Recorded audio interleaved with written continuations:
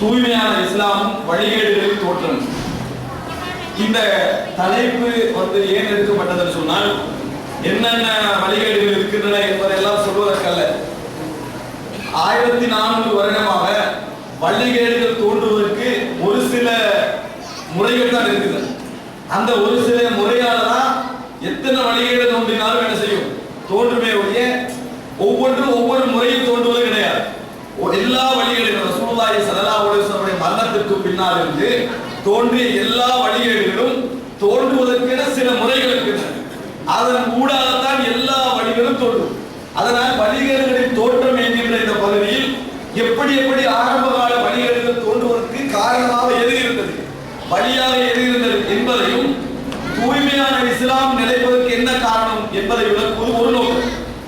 இன்னொன்று என்னன்னு சொன்னால், எல்லாரிடத்திலும் ஒரு கேள்வி இருக்கிறது தெரியுமா, அந்த வழிகேட்டை என்று சொல்றதும் சரி மாதிரி தான் பண்ணுது, இவன் சொல்றதும் சரி மாதிரி தான் பண்ணுது, இவன் சொல்றதும் சரிதான் பண்ணுது, எது சரி என்று விளக்கம் இல்லை என்று சொல்கின்ற ஒரு விதமான சிக்கலான கேள்வி நிறைய பேரிடத்தில் இருப்பதை பார்க்கிறோம். என்னதான் பதில் சொல்லிவிட்டாலும் உள்ளத்தில் சில கேள்விகள் செய்து இருந்து கொண்டிருப்பதை பார்க்கிறோம். இதெல்லாம் குர்ஆன் சுன்னா அடிப்படையில் தூய்மையான இஸ்லாத்தை புரிந்து கொள்வதற்கு என்ன வழி, வழிகேடுடைய தோற்றத்திற்கான காரணம் என்ன என்பதை சுருக்கமாக நாங்கள் புரிந்தோம் என்று சொன்னால் இதெல்லாம் ஒரு பிரச்சனையாகவே வராது. இதுவெல்லாம் ஒரு பிரச்சனையாகவே வராது. அவைகளை தான் குர்ஆன் சுன்னாவிலிருந்து தொகுத்து என்னென்ன இந்த ரூட்டுகள் என்னென்ன இருக்கின்றன என்பதை இந்த இடத்தில் சொல்வதற்காகத்தான் இந்த தலைப்பு. அன்புள்ள சகோதரர்களே, இன்றைக்கு ஒரு கேள்வி உங்களிடத்தில் கேட்டார், இஸ்லாத்தை என்று பின்பற்றுவது கஷ்டமா, புரிந்து கொள்வது கஷ்டமா என்று கேட்டால் நிறைய பேருக்கு சாதாரண பதில் வராது. இந்த கேள்வி எப்படி இஸ்லாத்தை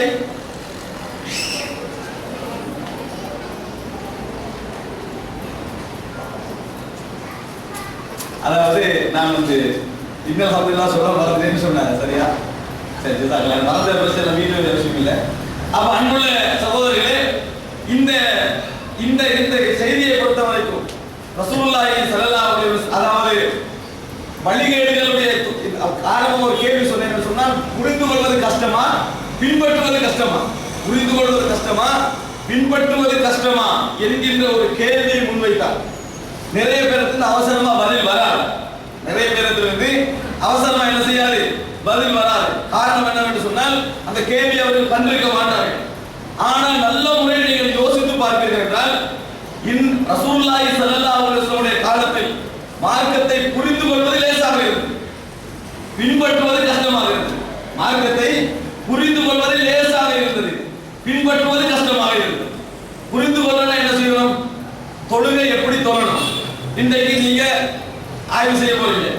ரசூலுல்லாஹ் காலத்துல ஒரு ஆள் எப்படி தொழணும் ஆய்வு செய்ய போறாரு. யாருக்கு லேசா இருக்கும்? ரசூலுல்லாஹ் காலத்துல லேசா இருக்கு. நேரா ரசூலுல்லாஹ் போறது எப்படி தொழணும், ஒரே பதில், அவ்வளவுதான்.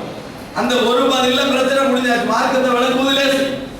இன்னைக்கு நீங்க தொழுக முறை எப்படி அப்படின்னு தேட போனீங்கன்னு சொன்னா, புக்ல போனாலும் 15-20 கையில் எடுத்துருவீங்க, சீடியில போனாலும் 15-20 முறை செஞ்சிடும், கைக்கு வந்துடும். படிச்சு விளங்குறாலும் அந்த கருத்து முறைப்பாடுகள் வந்து நிற்கும். அப்ப ரசூலுல்லாஹி ஸல்லல்லாஹு அலைஹி வஸல்லம் காலத்தில் மார்க்கத்தை புரிந்து கொள்வது லேசு, பின்பற்றதான் கஷ்டம். பின்பற்ற என்ன கஷ்டம்? தனக்கு உரிமையான பகுதியில், தனக்கு சொந்தமான வீட்டில் தான் விளங்கிய மார்க்கத்தை செய்ய போனாலும் அடியும் தடியும் பிரச்சனையும் அப்படின்னு வந்துச்சு. ஆனால் இன்றைக்கு மற்றவர்களிடத்துல போய் நம்ம மார்க்கத்தை செய்கின்ற பொழுதுதான் பிரச்சனை. எங்க இடத்தில் நாங்கள் செய்வோம், எந்த பிரச்சனையும் என்ன செய்யல எங்களுக்கு இல்லை. புரிந்து கொள்வதற்கு தான் எனது பெரிய பிரச்சனை என்பதை பார்க்கிறோம். அப்படி என்றால் பின்பற்றுதல் என்கின்ற சோதனையில் இருந்து எங்களுக்கு தரப்பட்ட பெரிய சோதனை இந்த காலத்தில் என்னன்னு சொன்னால், புரிந்து கொள்ளலாம். மார்க்கத்தை நம்ம எந்த அளவுக்கு சரியாக புரிந்து கொள்கிறோம் என்பதில் தான் எங்களுக்கு சோதனை தரப்பட்டிருக்கிறது. ரசூலுல்லாஹி ஸல்லல்லாஹு அலைஹி வஸல்லம் காலத்தில் இலகுவாக புரிந்து கொண்டார்கள் என்கின்ற அடிப்படையை நாங்கள் பார்க்கிறோம். அன்புள்ள சகோதரர்களே, இந்த இடத்திலே நாங்கள் தெரிந்து கொள்ள வேண்டிய பல விஷயங்கள் இருக்கின்றன. வழிகேடுகளுடைய தோற்றம் என்ன என்பதற்கு முன்னால் இன்னும் பல முன்னுரைகளை நாங்கள் மனதில் எடுத்துக்கொள்ள வேண்டும். இஸ்லாத்தை பொறுத்த வரைக்கும் இஸ்லாத்துக்கு மாற்று கருத்து சொல்லக்கூடியவர்கள், அல்லது நாங்கள் வழிதவறு வழிகேடு குர்ஆன் சுன்னாவுக்கு மாற்றமாக இருக்கிறார்கள் என்று சொல்லக்கூடியவர்களை நாம் இரண்டாக பிரிக்கலாம். ஒரு குழு யார் என்று சொன்னால், இந்த மார்க்கத்தை சிதைப்பதற்கென்று, இந்த மார்க்கத்தை குலைப்பதற்கென்று, இந்த மார்க்கம் வந்து அசிங்கப்பட வேண்டும் என்பதற்காகவே, இந்த மார்க்கத்திலே கெட்ட நோக்கத்துக்காகவே செயல்படுகின்றவர்கள். இவர்களை தான் ஜிந்தீக் என்று வரலாற்றில் அழைத்தார்கள், முனாபிக்கள் என்று அழைத்தார்கள். அவங்க வந்து என்னது, அவருடைய நோக்கமே இஸ்லாத்துடைய தூய்மையான வடிவத்தை மாற்றி காட்ட வேண்டும், இஸ்லாத்துடைய அழகான வடிவத்தை மாற்றி காட்ட வேண்டும், இஸ்லாம் வந்து கொச்சைப்படுத்தப்பட வேண்டும் என்பதற்காக இஸ்லாத்துக்கு மாற்று கருத்து சொல்லக்கூடியவர்கள். இவர்களை பற்றியெல்லாம் இங்க தலைப்பு. ஏன்னா அவங்களுக்கு என்ன வழக்கத்தினால என்ன செய்யும், நோக்கம் என்ன, மார்க்கத்தை சிதைந்து காட்ட வேண்டும் என்ற நோக்கம் இருந்தால் உலகத்தில் என்ன விளக்கம் சொன்னாலும் மாறிதான் சொல்லுவாங்க. அதனாலதான் குர்ஆன்ல பார்க்கிறோம், தர்மம் செய்யுங்க அப்படின்னு சொல்லி அல்லாஹ் தஆலா சொல்ற, ஏழைகளுக்கு தர்மம் செய்யுங்க. முனாஃபிக்குடைய நோக்கம் என்ன, இந்த இஸ்லாத்தை சிதைக்க வேண்டும், மாத்தி காட்டணும்.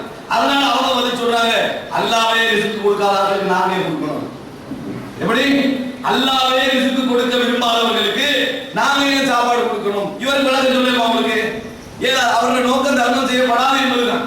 அப்ப இந்த மாதிரி நோக்கம் உள்ள இஸ்லாத்துக்கு எதிராக செயல்படக்கூடியவர்களும் மாற்று விளக்கம் சொல்லுவாங்க. வழிகட்ட கூட்டத்தில் இருப்பார்கள், அவர்களால் என்னது, அவர்களுக்கு மார்க்க தெளிவு எப்பொழுது கொடுக்க வைக்கலாம். இன்னொரு குழுவினர் யார் தெரியுமா, நோக்கம் நல்லது, மார்க்கத்தை பின்பற்ற வேண்டும் என்பதுதான் நோக்கம், சொர்க்கத்திற்கு போக வேண்டும் என்பதுதான் நோக்கம், நரகத்திலிருந்து தப்ப வேண்டும் என்பதுதான் நோக்கம். ஆனால் தவறான விளக்கம், தவறான விளக்கத்தின் காரணமாக வழிகேட்டின் பக்கம் போய் விழுந்தவர்கள், அவர்களை பற்றி தான் இந்த இடத்துல என்னது தலை. அது எப்படி போனார்கள், நல்ல நோக்கம் இருந்தும் ஒரு தவறான வழிமுறைக்கு எப்படி போனார்கள், என்ன காரணம், அது எப்படி தோன்றியது, எந்த காலகட்டத்தில் இது ஆரம்பமாகியது, என்னென்ன பின்னணிகள் என்பது. அன்புள்ள சகோதரர்களே, இதை புரிந்து கொள்வதற்கு நீங்கள் முதலாவது விஷயத்தை புரிந்து கொள்ள வேண்டும். இந்த மார்க்கம் பூரணமானது, இந்த மார்க்கம் பூரணமானது, இதில் எந்த குறைகளும் இல்லை, இதில் ஏற்றத்தாழ்வுகள் இல்லை, குறைகள் இல்லை, இந்த மார்க்கத்தில் இடைவெளிகள் இல்லை, காலத்துக்கேற்ப மாற வேண்டிய தன்மைகள் இல்லை. நாங்கள் தெரிஞ்சுக்கிறோம், அல்யௌம அக்மல்து லக்கும் தீனக்கும் வ அத்மம்து அலைக்கும் நிஅமதி, எனது 7 நியமத்தை பூர்த்தியாக்கி விட்டேன் அல்லாஹ் ரப்பல் ஆலமீன் சொல்லுகிற வசனம் மாயிதாவில் 3வது வசனம். அதே நேரத்தில் ரசூலுல்லாஹி ஸல்லல்லாஹு அலைஹி வஸல்லம் சொல்கிறார்கள், இப்னு மாஜாவிலே வருகிறது, இர்பாத் இப்னு சாரியா রাদিয়াল্লাহு அன்ஹு அவர்கள் அறிவிக்கிறார்கள், ரசூல் ஸல்லல்லாஹு அலைஹி வஸல்லம் ஒரு நாள் எங்களுக்கு உபதேசம் செய்தார்கள். அந்த உபதேசத்தை பார்த்தா அது வந்து ரசூலுல்லாஹ் பிரிஞ்சு போறாங்களோ என்பது போட்டி இருந்தது. அப்புறம் சஹாபாக்கள் கேட்கிறாங்க, வமாதா தஹது இலைனா, இந்த உபதேசம் பிரிஞ்சு போற உபதேசமா இருக்குது, எங்களுக்கு நீங்க சொல்கிற உபதேசம் என்ன, ஒரு கடைசி வசியத்து மாதிரி என்ன சொல்றீங்க அப்படின்னு. ரசூல் ஸல்லல்லாஹு அலைஹி வஸல்லம் சொல்கிறார்கள், கதி தரக்துக்கும் அலல் பைதா லைவா கனஹாரிஹா, உங்களை வெட்ட வெளிச்சமான வெள்ளையான விஷயத்தை நான் விட்டு செல்கிறேன். அந்த ரோட்ல உங்களுக்கு என்ன செய்றேன், ஒரு வெளிச்சமான இடத்தில் உங்களை நான் விட்டு செல்கிறேன். அதனுடைய இரவும் பகல் தான் சொல்றாங்க. அவருடைய இரவும் பகல் தான், இரவும் பகல்